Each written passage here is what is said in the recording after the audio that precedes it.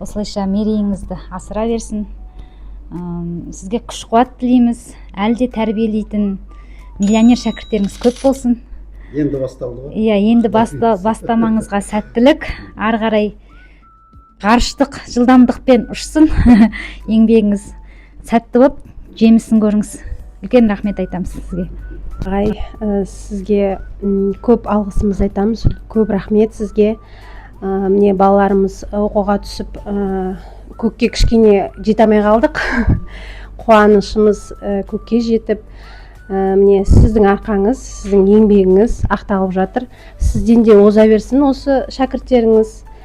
Ертең осындай шәкірттерден жаңағы білімді үлкен азаматтар шығып, Нұрлан ағайдың шәкірттері деген атқа ие болып жүре беріңіз. Сізге тек жақсылық тілейміз.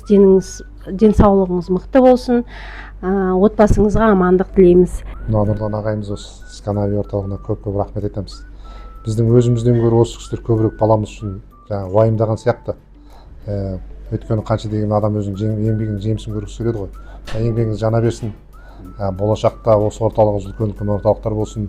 Бұл енді Алматы үшін ғана қазір тиімді болып тұр ғой, басқа қалаларда болсын, Қазақстанның кез келген жерінде, қай жерде болсын математиканы оқыту ол үлкен еңбек, ол барлық жерде болу керек. Өзіңіз осындай әр жерден барлық жерде сіздің оқушыларыңыз көп болсын, орталықтарыңыз көп болсын, дами беріңіздер.